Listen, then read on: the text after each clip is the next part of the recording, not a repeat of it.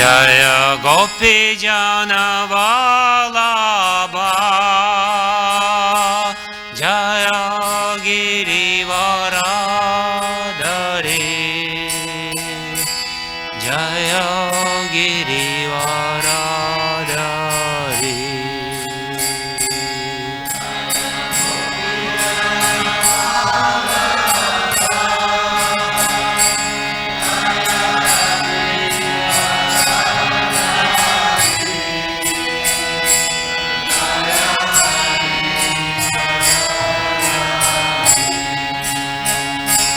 Jayo Yashodanandana Brajajana Ranjana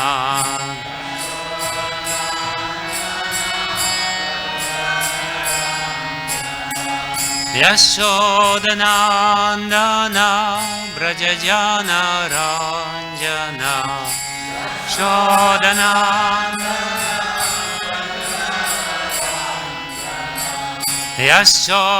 Yashodanandana Brajajana Ranjana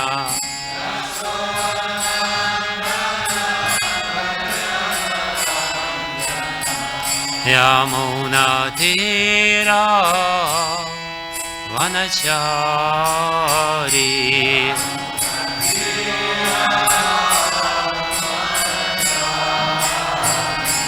Yamuna Tira Vanachari Tira Vanachari Jai Radha Madhava Jaya Kunja Vihari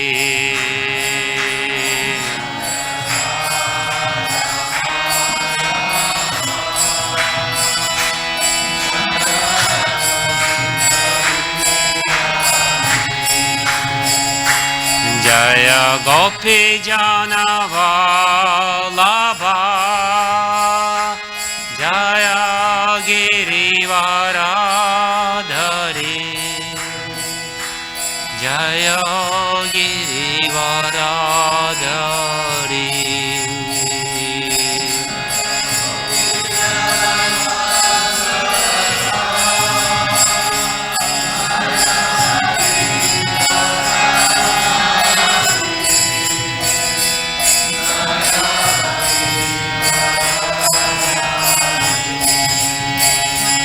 Jaya Gopi Jana Vallabha Jaya Girivaradhari Jaya Girivaradhari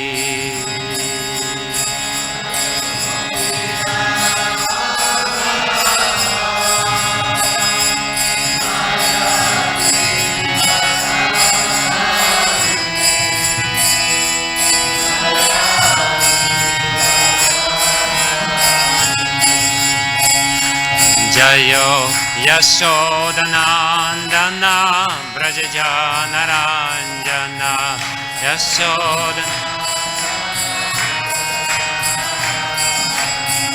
Yashodanandana Brajajana Ranjana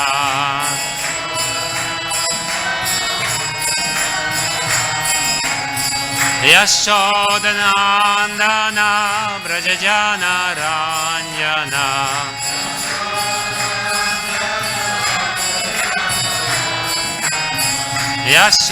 Yashodanandana Brajajana Ranjana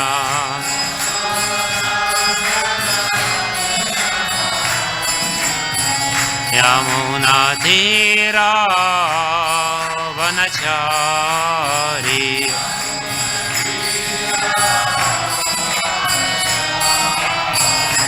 Yamuna Tira Vanachari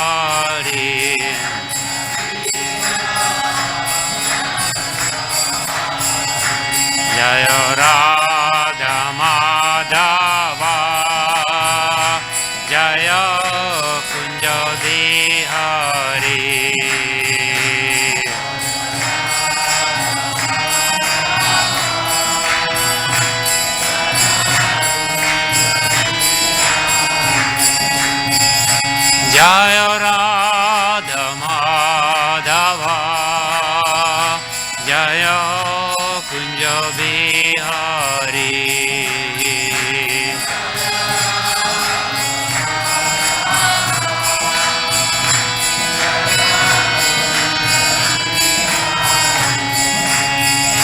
Jaya Radha Madhava Jaya Kunja Bihari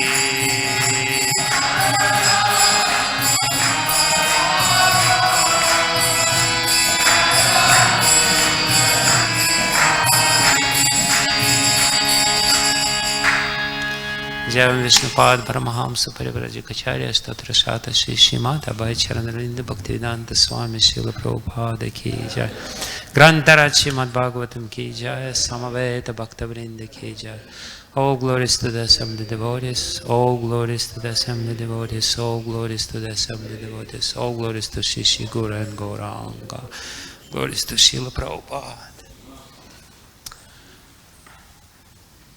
Om Namo Bhagavate Vasudevaya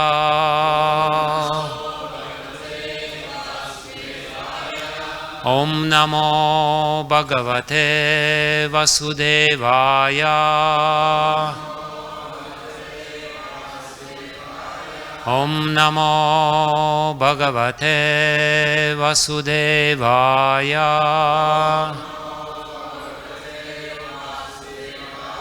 Narayanam Namaskritya Naram Chaiva Narottamam Devim Saraswatim Vyasam Tato Jaya Mudirayet Nashta Prayeshvabhadrishu Nityam Bhagavata Sevaya Bhagavatyutama Shloke Bhaktir Bhavati Naistiki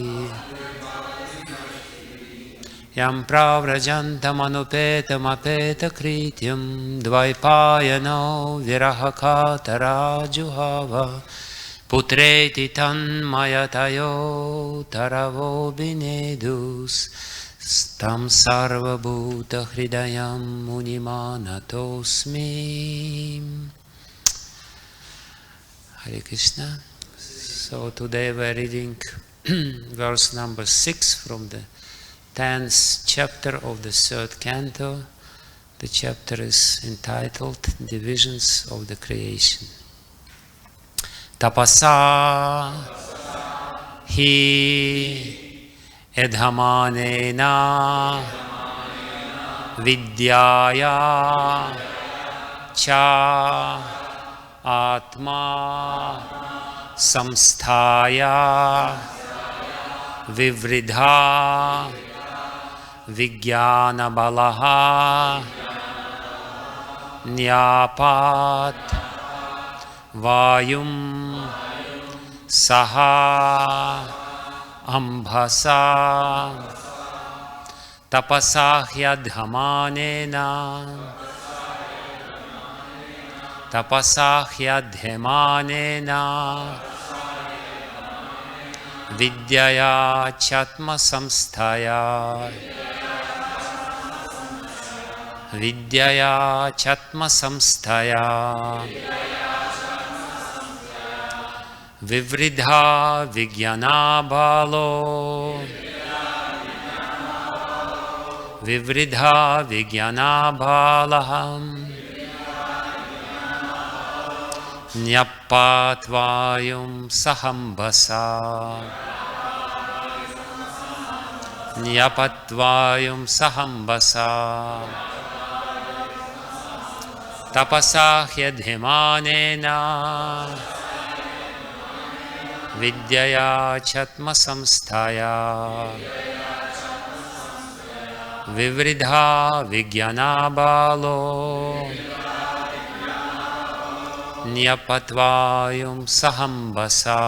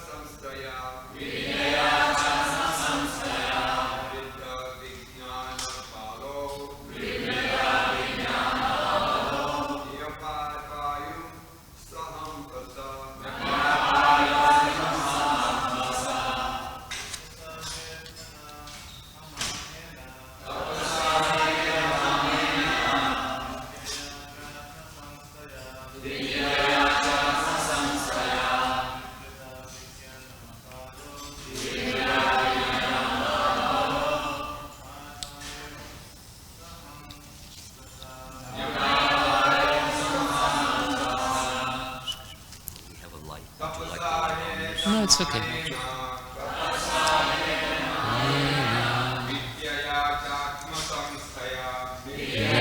Chatma samstaya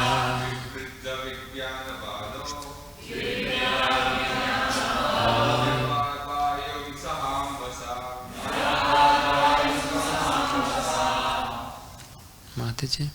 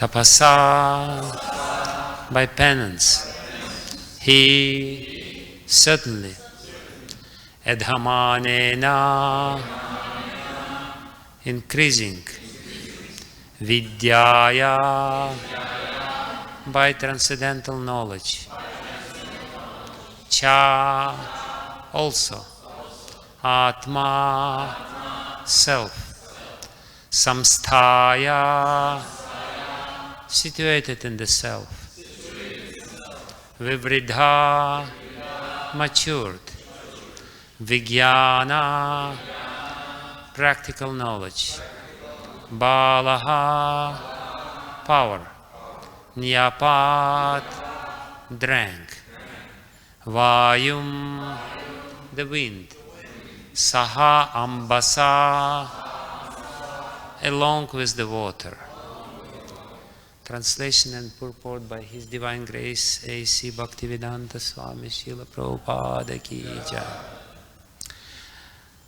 Long penance and transcendental knowledge of self-realization had matured Brahma in practical knowledge, and thus he drank the wind completely along with the water.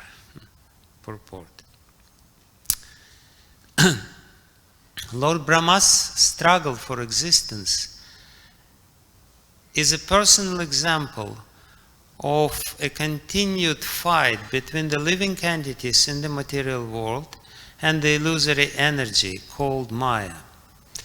Beginning from Brahma down to this age, the living entities are struggling with the forces of material nature.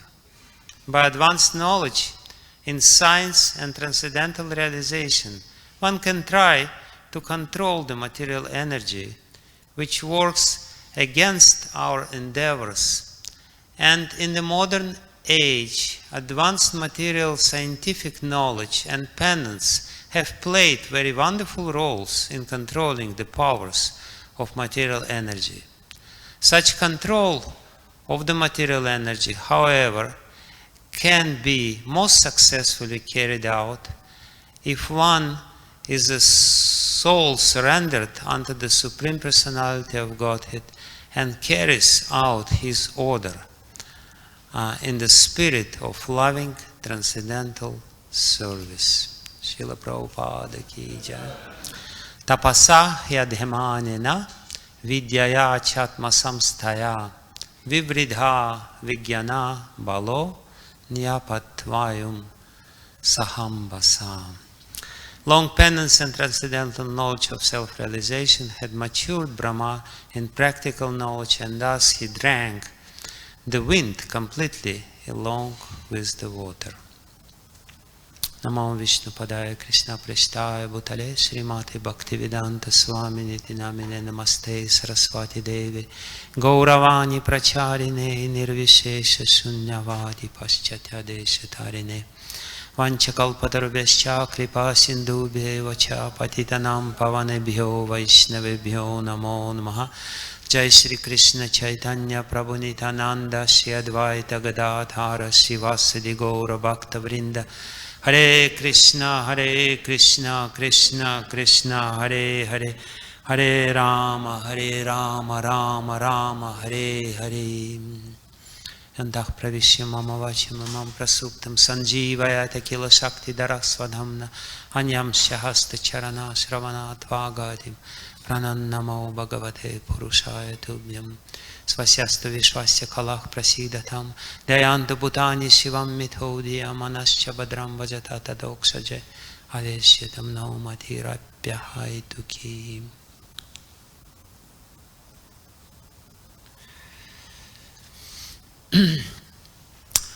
So we're reading the third canto, and actually in this beautiful short purport, Srila Prabhupada gives the gist of the essence of the third canto of Srimad Bhagavatam. The meaning of the third canto of Srimad Bhagavatam ultimately is how to deal with material energy. That's the first problem which any living entity encounters when he comes to this material world.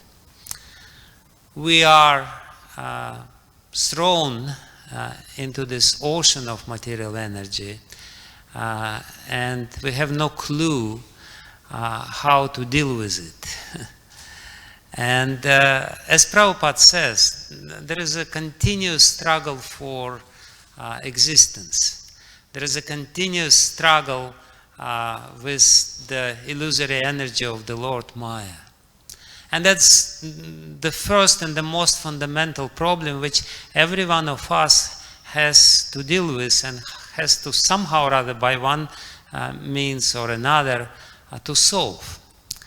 So the natural tendency of living entities is try to solve this problem by material means. We are dealing with this huge and very fearsome material energy, and the natural idea which comes first in the mind is try to solve the material problems by material means. By using the same material energy, including mind, which is a part of material energy, and by our beautiful mind, which is given by God, we will figure it out. So that's exactly the mentality which is depicted here in the third canto of Srimad Bhagavatam in case of Lord Brahma. He was also bewildered. As powerful as he was, or as he is, with his four heads, he was trying with his four heads to figure out what to do with this material energy. And he was diving deep, and he was looking in all directions, and that's why, four heads appeared in his shoulders. But despite of four heads and great diving abilities, he couldn't really figure out what to do. He was completely still bewildered, and not only that, he understood at one point that the lotus flower upon which he was sitting started shaking. That's again exactly the description of our situation in this material world. We are trying to figure something out. In the meantime, the earthquake is coming. Everything starts shaking. And we don't know what to do, Anytime we can be thrown out from our beautiful lotus flower which we are sitting on, our position, whatever it is, sannyasi, spiritual master, temple president, this is all our lotus flowers upon which we are sitting. And at the same time trying to deal with this material energy onslaughts of material energy and, you know, all these shaky positions in this material world. What to do with this? And we all know the advice, the suggestion which is given to us by Srimad Bhagavatam and the example of Lord Brahma. Srila Prabhupada says that here is Lord Brahma showing his personal example, what to do. You know, he has huge task at his hands to create the whole universe. We have considerably smaller tasks in front of us to create little temple or to maintain little temple or whatever task may be, or, you know, to at least to clean a little room which we're living in. But no matter what task do we have in front of us, we have to follow Lord Brahma's example if we want to be successful. Because even the little task which we have, we may be complete failure. You know, we may have a little task in front of us, but we will be a huge failure if we don't really follow the example of Lord Brahma. And ultimately the example of Lord Brahma which he shows is that before trying to solve material problems by material means, we have to concentrate on the source of this energy. Before rushing into this struggle with the material energy, wrestling with material energy, boxing with the material energy, before being in a hurry to somehow or other find a solution by material means, we have to do tapa. You know, this beautiful mantra was given to Lord Brahma in the second canto of Srimad Bhagavatam, 2 syllables. And sometimes it's not very clear what kind of tapa Lord Brahma did. Did he stand on one leg in this lotus flower and try to, like Hiranyakashipu, by raising his hands, create some tapa? No, but actually by tapa, it's a very important point to understand. What is tapa? Tapa means meditation on the Lord. Tapa means devotional service. There is no other tapa. You know, the demoniac tapa which Hiranyakashipu did is not what is being recommended by Srimad Bhagavatam. Tapa means dhyan. Tapa means meditation on the Lord, as the Lord himself says in Bhagavad Gita, man mana bhava mad bhakto. That's the tapa, that's the essence of tapa. This is what we are supposed to do if we want to solve the material problems which we are facing. If we want to be victorious over the struggle for existence. There is only one means to do it, one proper means. Plenty of improper means, no problem. The whole range of improper means are there. You can use any one of those. But there is only one proper means of dealing with the material problems, is to meditate upon the Lord. To really think about the Lord and invoke His mercy. As it is depicted in Srimad Bhagavatam, while doing this, at one point, Lord Brahma could, by this meditation, what is happening, by this meditation, our mind becomes more clear, more transparent. And we can see the material world and the problem which we are facing in a more clear way. Because the main problem is not the problem. The main problem is that our wrong way of seeing the problem. The problem can be solved. There is no doubt about it. But because we are bewildered by Maya, we don't really see what is the problem. You know, we're trying to solve not the problem which we are facing, but some after effect of this problem. That's what usually people do. You know, they have some headache, so that's the problem.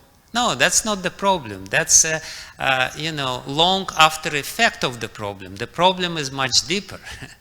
And therefore, by trying to solve this immediate effect, or something which is superficial, something which is on the surface, without going to the root of the problem, we're not solving the problem. This Albert Einstein, he said that this is the sheer sign of madness, to think that you can solve the problem by remaining on the same level of mind which created this problem in the first place. You know, the problem which you are facing is created by you, and you think that the mind which created this problem can solve this problem. No. The mind will only exaggerate, or will only, make this problem even worse. Because this is the same mentality created the problem. So by trying to solve this problem with the same mentality, you only create worse problem. That's exactly what people are doing now. They created this crisis with the climate, environmental crisis. So how we will solve this problem? We will solve this problem by, creating some means of, material means, which will actually worsen the problem. That's exactly what, this is the way of material energy. This is exactly what Prahlad Maharaj is saying, that the people, they're creating, they're making the problem worse by trying to solve it. It's better if they don't solve it, don't try to solve it. You created this problem, so sit quiet and see what happens. But if you try to solve it by material means, the result will be exactly the opposite. And that's what is going on. And, anyway, there is no even need to give the examples of this. It's just going on and on and on, this madness of this vicious circle of creating bigger and bigger problems by using material mind. So tapa, meditation on the Lord, is the means to purify the mind. Because only by pure mind, when your mind is pure and transparent, you will be able to clearly see what is the real cause of all the problems which we are facing. Only by this pure mind you can see the root cause of everything and try to solve the real problem, not what you think is a problem.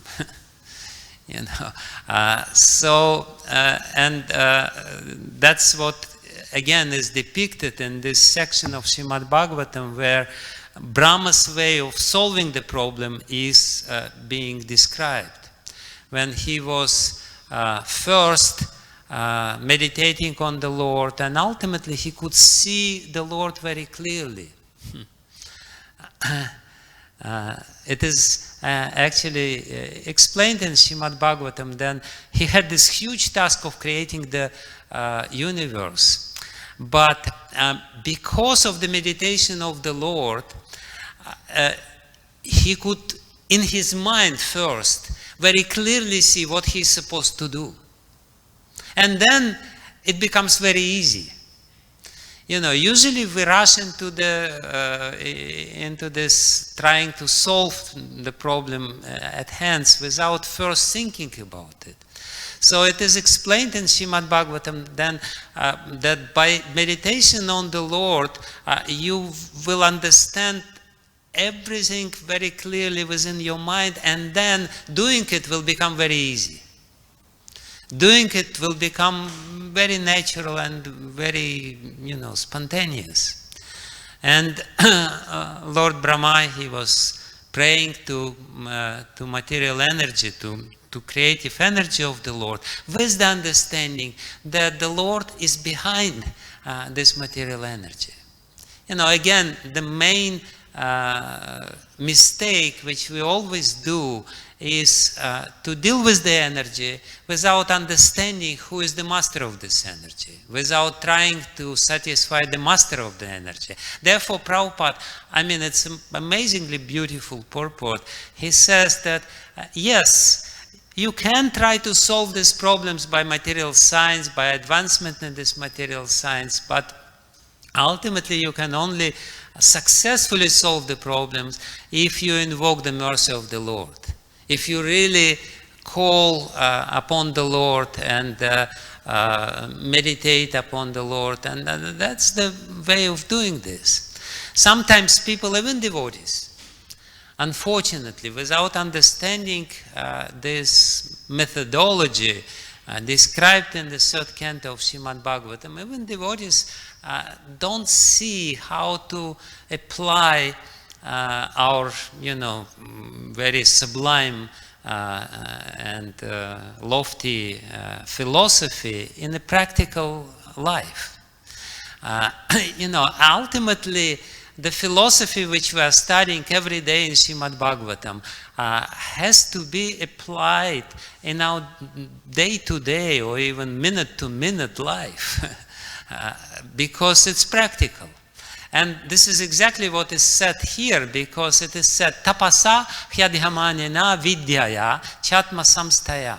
So what happened by his tapasa, by the means of his tapasya or meditation on the Lord, and by the increased meditation of the Lord, vidyaya, and by his concentration on mantra. Whenever in Srimad Bhagavatam this word vidya is concerned, vidya is usually, usual translation of vidya means knowledge. But more specific translation was what is meant by vidya in Srimad Bhagavatam, it's usually mantra. So these two means are given by Lord Brahma in his personal example, as Srila Prabhupada says in this purport, how to solve the problems. First, tapasa, meditation on the Lord, combined with the chanting of the mantra.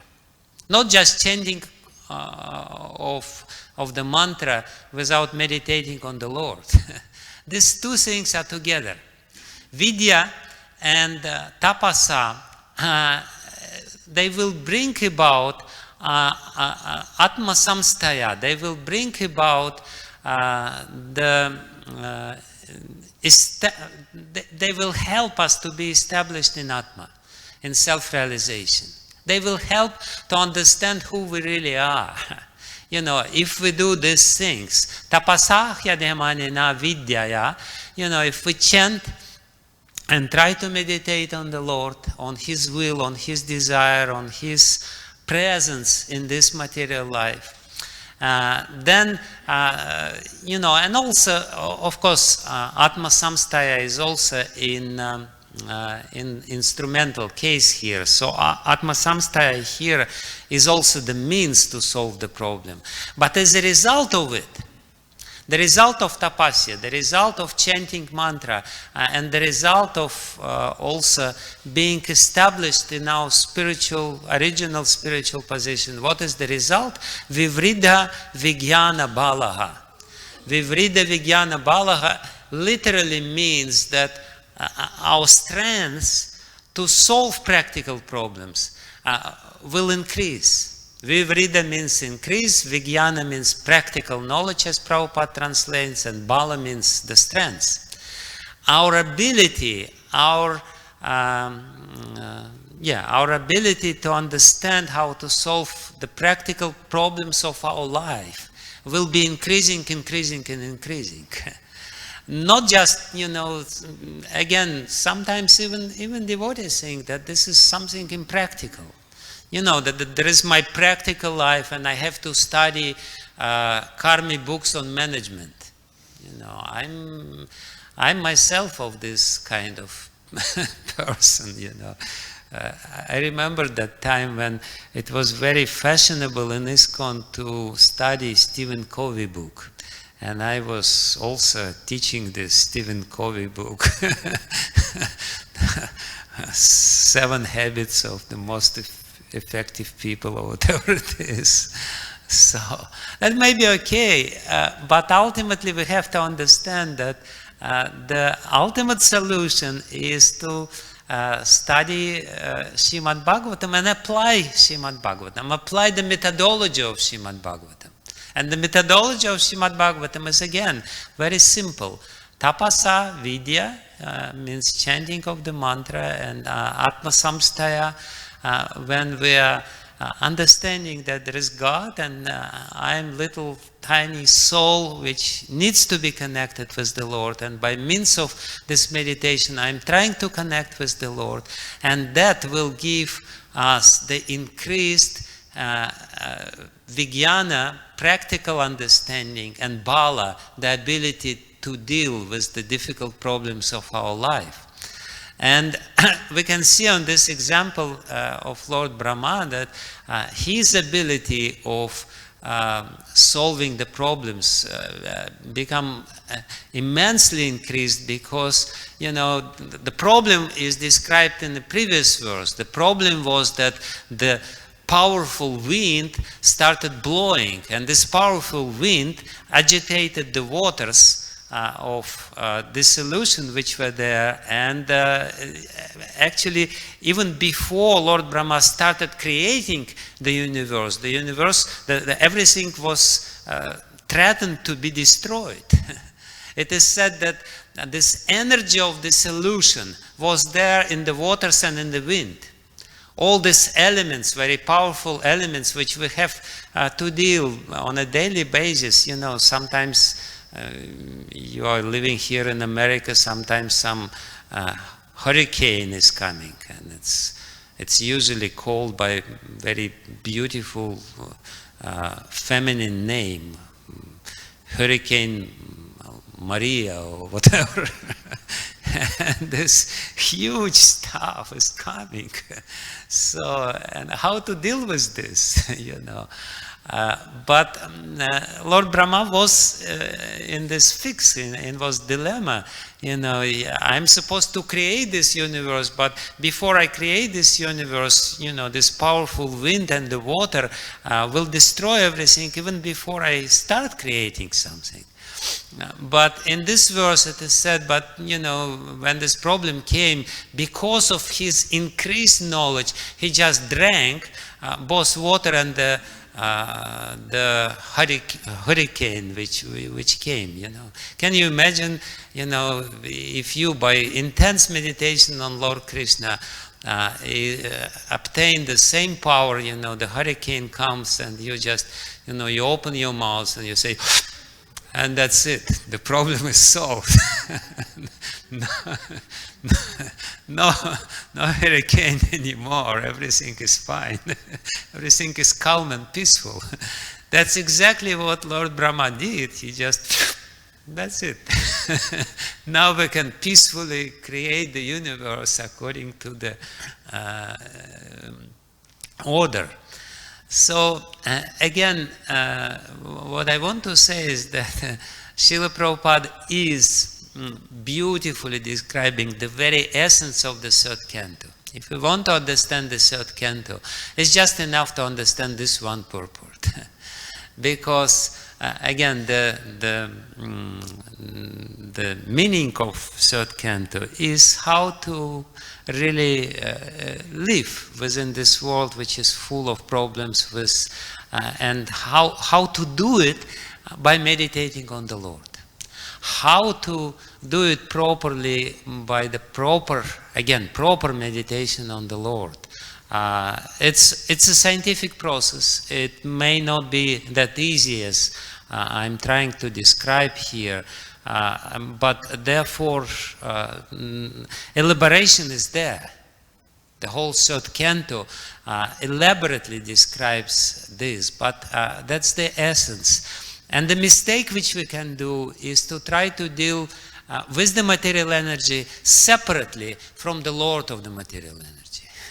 If we're trying to deal with the material energy without dealing with the Lord, without trying to please the master of the material energy, then we will be a failure.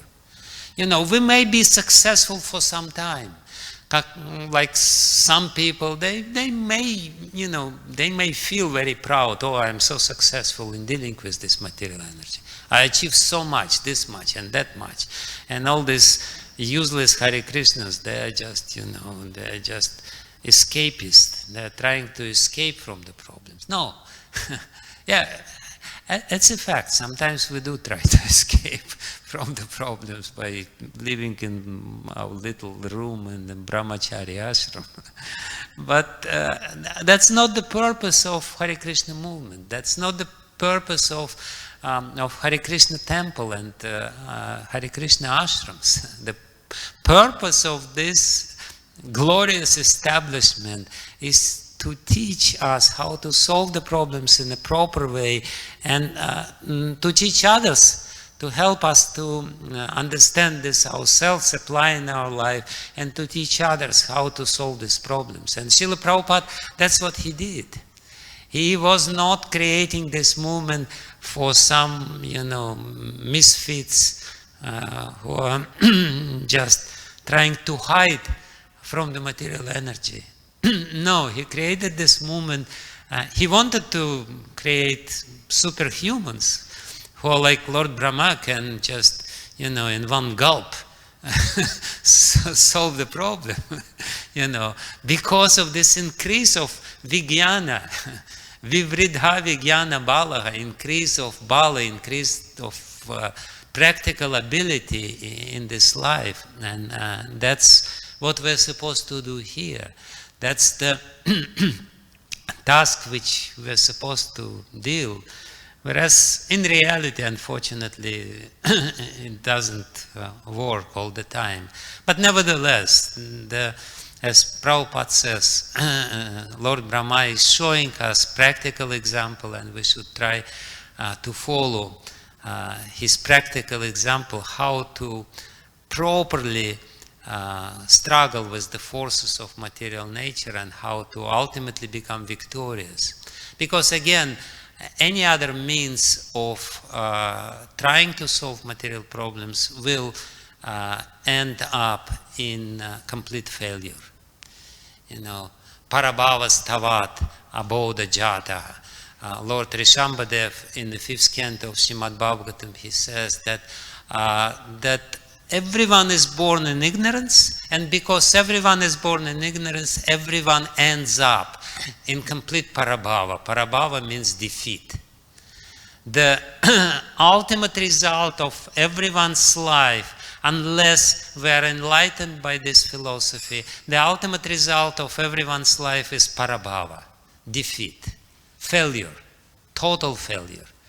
You may be very successful for some time, but then ultimately, the inglorious death will come, as in case of Hiranyaksha, who was also very successful, extremely successful, in trying to conquer over material energy. He failed. And the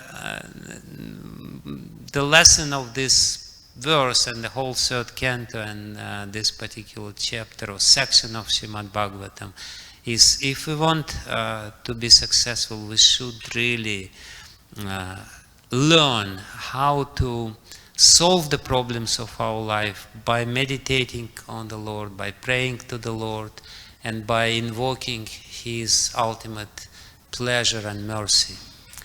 That's it. Thank you very much. Hare Krishna.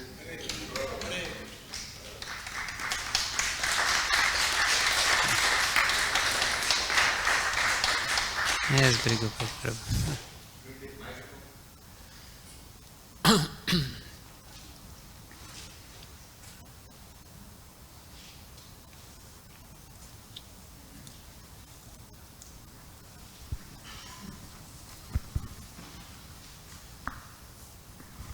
Thank you for a very wonderful class, Maharaj. I just wanted to get clarification on something. So say we adopt the correct methodology of trying to solve the problems, surrendering to Krishna, but is it that we can expect that the problem will be solved on the material level? I say I have a financial problem. I'm a devotee. I have a financial problem, or somebody else. and they decide, okay, I'm not going to try to just work harder. I'm going to try to surrender to Krishna to solve this financial problem. Is it reasonable? Is it philosophically correct to think that my financial problem will be solved as a result of surrendering to Krishna? Or I have a health problem? Is it philosophically correct to think that my health problem will be solved as a result of surrendering to Krishna? And Okay. examples go on and on and on. If so, what is the meaning of that verse in the 10th canto, Tatenu Kampam Susamukshamano Vijnana, which suggests that you just have to tolerate. The problems don't get solved on the material level. They just continue on, but the ultimate solution is that we're elevated to a higher state of spiritual consciousness, and we're able to see things in the proper perspective, but the problems are still there.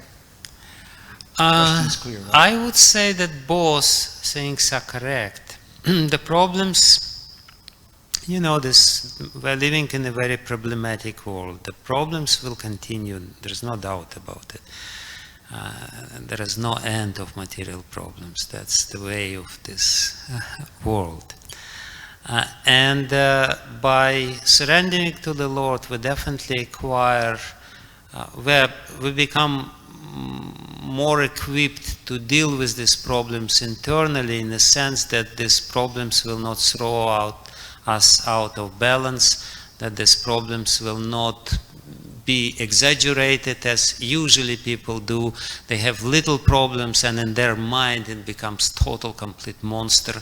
They, instead of solving the problems, they exaggerate the problems, and the problem becomes even more huge than it usually is. Definitely this we should expect, and that's the most important way of dealing with the problems. But at the same time, by surrendering in the Lord, first of all, we acquire different consciousness which help us to see the problem more clearly and to try to find a solution. Because surrendering to the Lord doesn't mean that we become really passive and, I'm just surrendered unto the Lord and I'm here, yes. It gives us also some more clear understanding how to deal with the problem. And it gives us more strength how to deal with the problem. And it may also solve the problem. So I wouldn't separate this completely. I think that these both things are together, because, acquiring more clear consciousness, we also become better equipped in finding the proper solution to the problem. We should definitely not expect that it will just automatically be solved without any other, miraculously, without any other our involvement. No. But as a human beings, naturally we have the tendency, we have a problem at hand, a health problem. So we have to deal with this problem. Surrendering is first the most important step in dealing with the problem, but it's not the last step. By surrendering, we also can understand how to deal with this problem properly, or, if we understand that this is, like, for example, Maharaja Pariksit. Maharaja Pariksit, he was dealing with the problems very valiantly, in a very heroic way, but then at one point, he understood, the Lord wants me to do something else, just to surrender to Him and not to deal with the problem of Takshaka, the snake, so it really depends. But, oftentimes we have to deal with the problem at hand, and that will help. Yeah. Maharaj, thank you for a very nice class. I think on this particular point, we have an example of that of Srila Prabhupada. Yeah. In the course of his life, he was a young man. Yeah. He lost everything. He kept endeavoring. He finally took sannyas, got gored by a bull, almost died. Never forgot the instruction of his spiritual master. And by that principle alone, I think he was successful, because he came to America. On the way to America, he had 2 heart attacks. When he landed in New York, It was the coldest winter storm in the history of that particular part of the country. And Prabhupada came with just a little coat and these little Indian shoes. The amount of suffering and pain that Prabhupada went through in order to accomplish his particular goal is a uniqueness of a surrendered soul. And even if we take a margin of that, not necessarily the whole thing, but if you just take a piece of that in terms of our life, we can become successful. So Srila Prabhupada set the example of what it means in this material world of a devotee who's absorbed in tapasya, as you were speaking. Yeah. And the result of that tapasya was that even after Prabhupada became, quote, successful in terms of where he was previously, he never ever forgot what his mission was. Yeah. It's, sometimes Prabhupada would say, we have so many centers, and in each center there's so many devotees, and in each center lakhs and lakhs of Lakshmi is being utilized to spread the Krishna conscious movement. Never did Prabhupada ever become over enamored by that, or even by his so-called success. He just simply focused on maintaining his tapasya, his goal of becoming, going home back to Godhead. He never deviated, and he was fully absorbed in the instruction of the Guru. So, an example for us would be to take the example of our Guru, try to focus our life on that particular instruction, and we will be successful. It doesn't mean you're not going to suffer. It doesn't mean that sometimes you're going to be so poor you're not going to be able to even, maybe even eat for that matter. That's not what we're saying, but we're saying that whatever the circumstances, that tapasya is the goal, to go back home back to Godhead. Yeah, but once Prabhupada was in front of some businessmen in India, in Mumbai, in Bombay at that time, and they asked him, Swamiji, can you show us some miracle? And Prabhupada said, I went to America with 40 rupees and I came with millions of dollars. Is it a miracle? They said, yes, it's a miracle.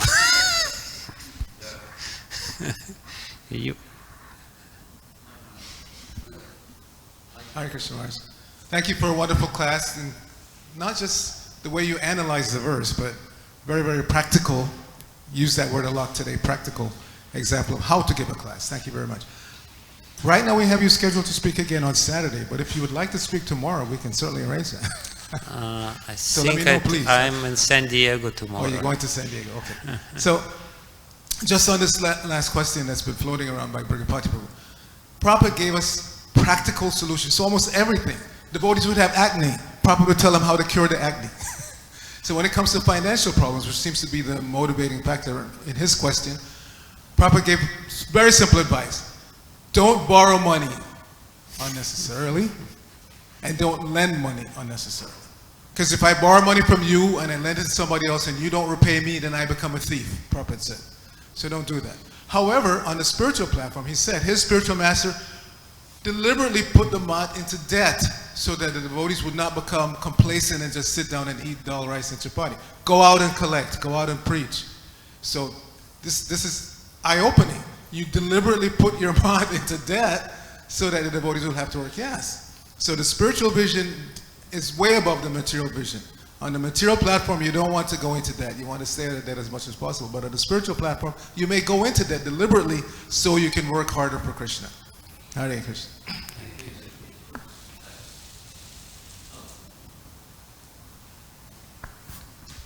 Thank you for a very wonderful class.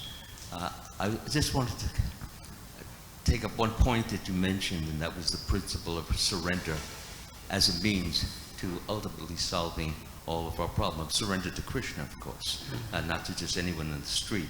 Krishna knows everything, and Krishna can give us a part of that omniscience if he so wants, if he feels it's in our best interest, and it's the best interest of everyone else. So Krishna gives us a very nice solution in the Bhagavad Gita. In all activities, just surrender unto me. And all activities, just surrender unto me, and I will free you from all sinful reactions.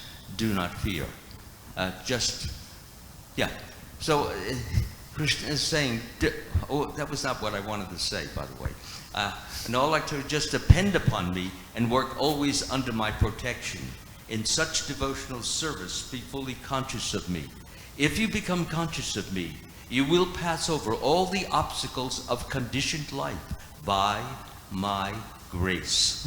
If, however, you do not work in such consciousness, but act through false ego, me, I. If you act that, it doesn't say I, but I just added that to make it clear for those who don't know what ego means. So if you surrender unto me and work always under my protection, you will be free of all of the problems, which is what we've been talking about throughout the talk. You'll be free of all your problems because Krishna is omniscient. He knows everything. And if we plead to him, if we beg him, if we cry out to him, that look, I don't know the answer to this, could you please help me out? He will be very happy to give us help. I do that every day, not once a day, but many, many times. Answers come because he knows everything. If I try to get the answers just from my own head by scratching it, it just doesn't come. So therefore, depending upon Krishna, the word is dependence. To depend on Krishna is the greatest. To just depend upon ourselves without taking shelter or aid or guidance from Krishna is to trick or cheat ourselves, unfortunately. Thank you. Thank you.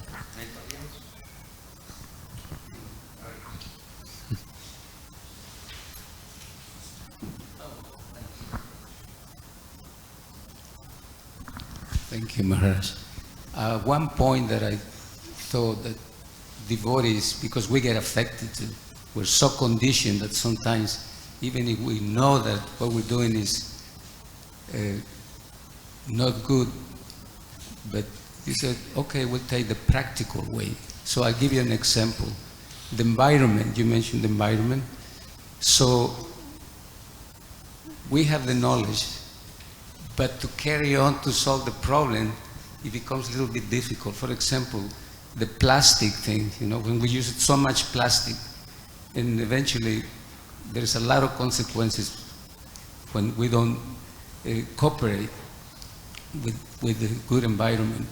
And the pesticides food. So even in our own temples, we focus, of course, on book distribution, preaching, but the practical example of ourselves doing something so the world can see is still lacking. Anything you can probably talk about that? Yeah, you're exactly right.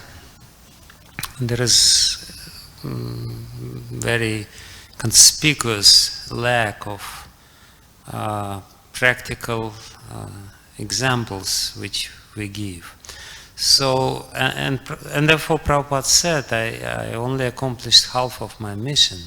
The other half is, as he said, Varnashrama means how to live in this world, how to deal properly with this material energy in a harmonious way so that it would not exasperate the problem, it will not increase the problems, but will give the solution how to live in this material world in a sustainable manner. And that's definitely the call of the day, the need of the day, because the world increasingly becomes more and more difficult place to live.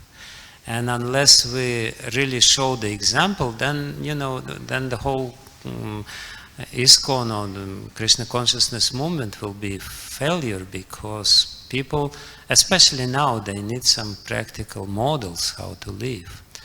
So, and that's basically what we should think about. What kind of principles. Because sometimes people have this idea that Varnashrama means you live somewhere on the land and you plow the land with the bulls. It may not happen. It may happen sooner than we think, and the whole civilization will crash. But it's not necessarily the only thing which we should model. even here in this temple we should, or in little Namahata, we can establish some Varnashrama principles. The principles of interaction with the people, the principles of, helping each other, and, there are, Varnashrama is not only, plowing the land and, counting ourselves as Brahmanas and everyone else as Shudras. It's not the only definition of Varnashrama. Varnashrama means the healthy interaction between the people based on the proper principles.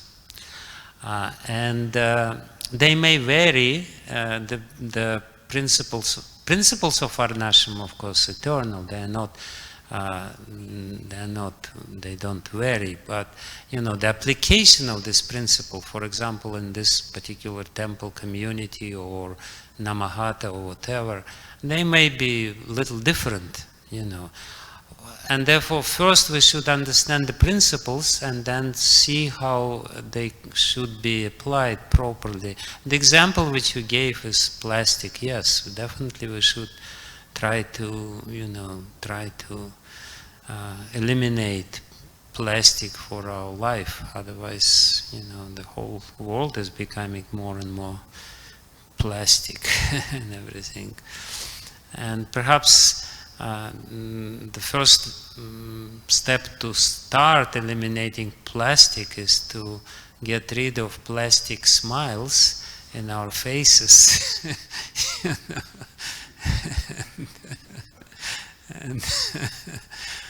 and deal with each other properly in a proper Vaishnava way. So, but it's a big topic, but it's definitely the need of the day.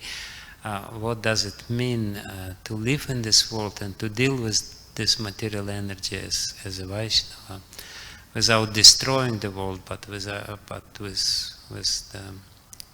improving the world. Yeah, it's definitely what we should think all the time and try to, I'm trying to do it now. I kind of formulated certain principles besides principle of Varna and Ashrama, which are definitely very prominent, but there are some other very important principles which make Varnashrama social structure sane.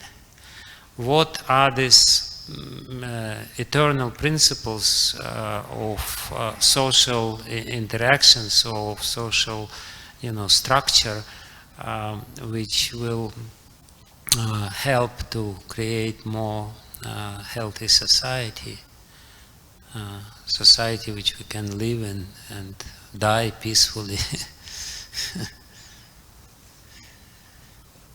Okay. Thank you, Maharaj, for the lovely class.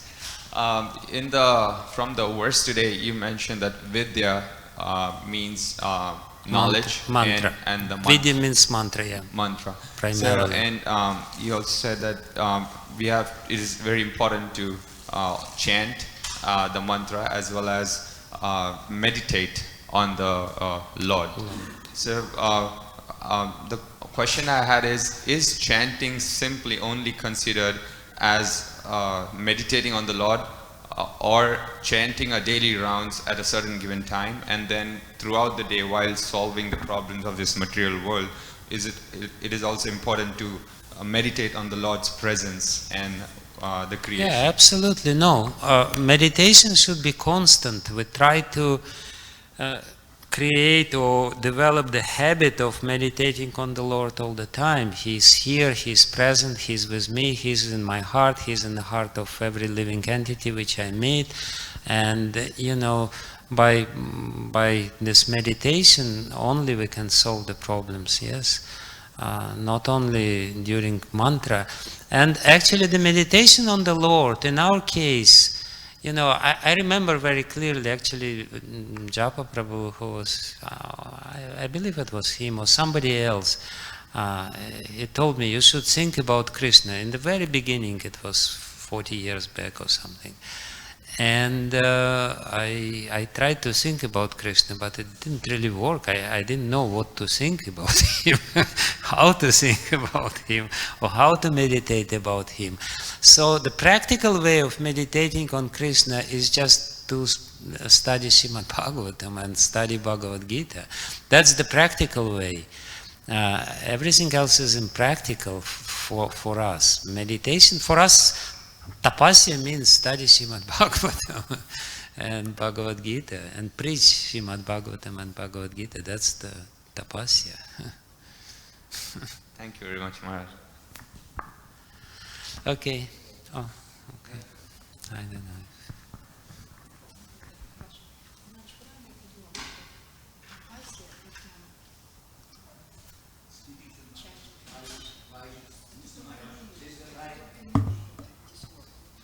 Huh? Meaning of tapa, it's only chanting or something else? No, tapa means austerity. She's asking what is the meaning of tapa. Tapa means literally fire. The literal meaning of tapa, fire, it means that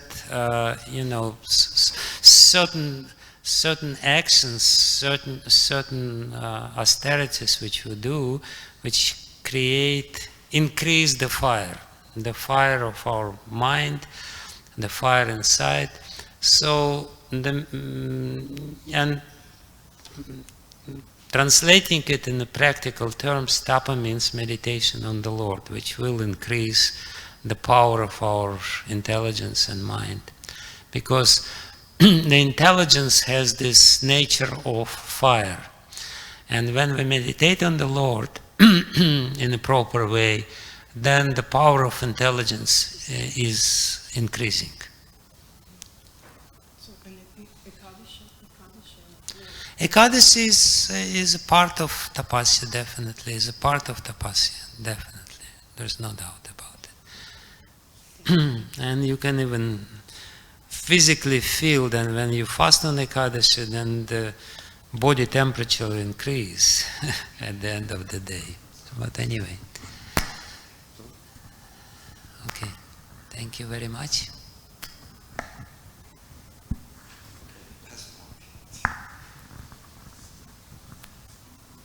In the previous verse, it is said that Brahma did 100 celestial years of tapasya.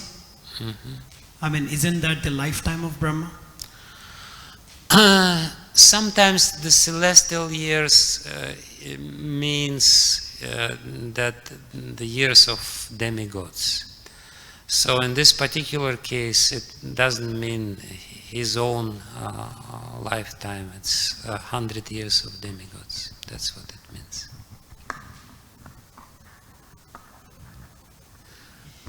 Okay, thank you very much. Srila Prabhupada ki jai, Grantara Srimad Bhagavatam ki jai, Gaura Premanandi.